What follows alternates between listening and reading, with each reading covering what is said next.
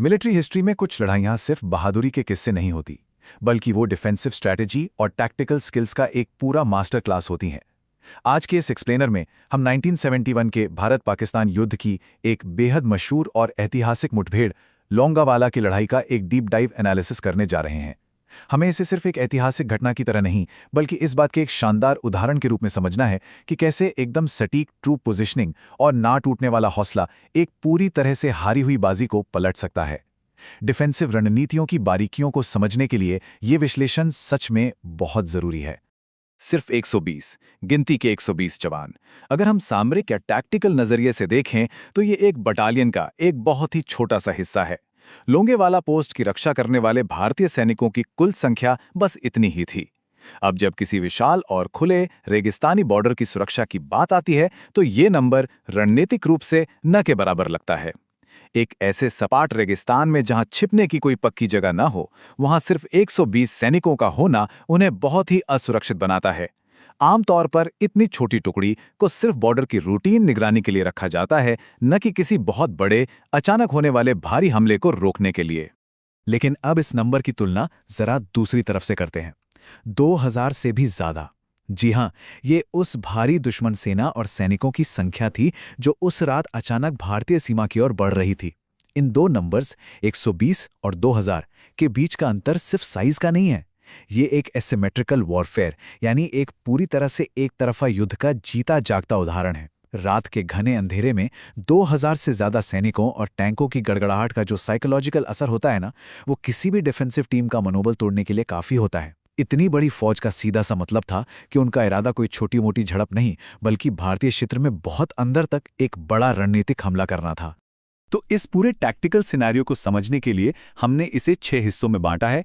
पहला, सामरिक स्थिति। दूसरा, सैन्य बलों की तुलना। तीसरा, कमांडर की दुविधा। चौथा, रेगिस्तानी चौकी को होल्ड करना। पांचवा, सुबह का कोऑर्डिनेटेड एयर स्ट्राइक। और छठा, इस डिफेंसिव स्ट्रैटेजी से मिलने वाले सबक। चलिए आगे बढ़ते हैं। तो भाग 1, सामरिक स्थिति, थार रेगिस्तान।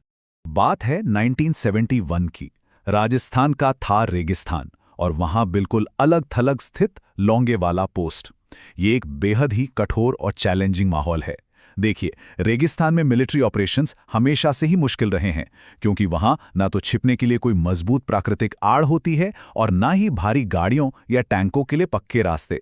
लेकिन दिलचस्प बात यह है कि इसी ज्योग्राफी में एक रक्षक के लिए सबसे बड़ा सामरिक फायदा भी छिपा होता है। रेत के जो ऊंचे टीले होते हैं ना, वो भले ही पार करने में मुश्किल हों, लेकिन एक छोटी फौज को दुश्मन की डायरेक्ट साइट लाइन यानी सीधी नजर से बचने का मौका भी देते हैं। इस एकांत पोस्ट पर अचानक हुए हमले में यही रेत के टीले आगे चलकर स्ट्रैटेजी का सबसे अहम हिस्सा बनने वाले थे। भाग 2, सैन्य बलों की तुलना, एक एसिमेट्रिकल खतरा। अगर हम दोनों तरफ के संसाधनों को देखें तो यह बेमेल बिल्कुल एक तरफा था। एक तरफ 120 भारतीय सैनिक हैं जिनके पास लिमिटेड हथियार हैं और पीछे से कोई भारी बैकअप या आर्टिलरी सपोर्ट नहीं है, और दूसरी तरफ 2000 से अधिक पाकिस्तानी सैनिक जो एक भारी सेना और खतरनाक टैंक कॉलम्स के साथ आगे बढ़ रहे हैं। अब बेसिक मिलिट्री स्ट्रैटेजी के हिसाब से पैदल सेना का बिना भारी एंटी टैंक हथियारों के सीधे बख्तरबंद टैंकों का सामना करना लगभग सुसाइडल माना जाता है। उन भारी टैंकों और उनकी अंधाधुंध गोलाबारी के सामने मुट्ठी भर हथियारों के साथ खड़े होना किसी भी कमांडर के लिए एक बुरे सपने से कम नहीं है।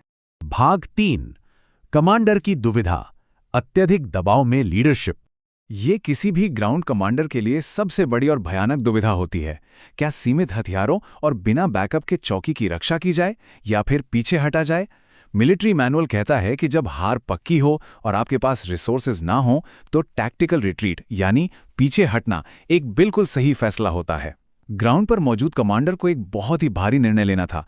क्या अपने 120 जवानों की जान बचाई जाए या फिर पीछे हटकर दुश्मन को भारतीय क्षेत्र में कई मीलों तक बिना किसी रोक टोक के घुसने दिया जाए? ये सिर्फ एक मिलिट्री डिसीजन नहीं था, बल्कि रणनीतिक नुकसान और इंसानी जान के बीच बैलेंस बनाने की एक बेहद कठिन परीक्षा थी। लेकिन फैसला क्या हुआ?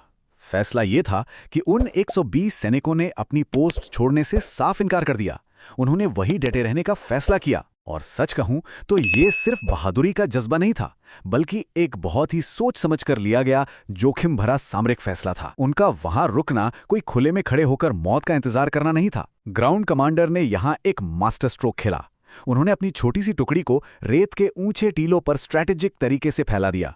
इस तरह फैलने से उन्होंने एक बहुत बड़ा डिफेंसिव घेरा बना लिया। इससे दुश्मन को यह भ्रम हुआ कि सामने से आने वाली फायरिंग किसी छोटी टुकड़ी की नहीं, बल्कि एक बहुत बड़ी फौज की है। भाग 4, रेगिस्तानी चौकी को सुरक्षित रखना, रात की वो भयानक डिफेंस। जब रात में अचानक वो भारी हमला शुरू हुआ, तब डिफेंसिव स्ट्रैटेजी का सबसे मुश्किल फेज शुरू हुआ। सवाल यह है कि सिर्फ 120 सैनिकों ने पूरी रात इतने बड़े दुश्मन को कैसे रोके रखा। उन्होंने स्ट्रिक्ट फायर डिसिप्लिन मेंटेन किया। वे अंधेरे का फायदा उठाकर एक पोजीशन से दूसरी पोजीशन पर लगातार मूव करते रहे। इससे दुश्मन के टैंकों को लगा कि वो किसी विशाल सेना से घिर गए हैं। रेत के उन ऊंचे नीचे टीलों का ऐसा शानदार इस्तेमाल किया गया कि टैंकों का सीधा निशाना पूरी तरह फेल हो गया।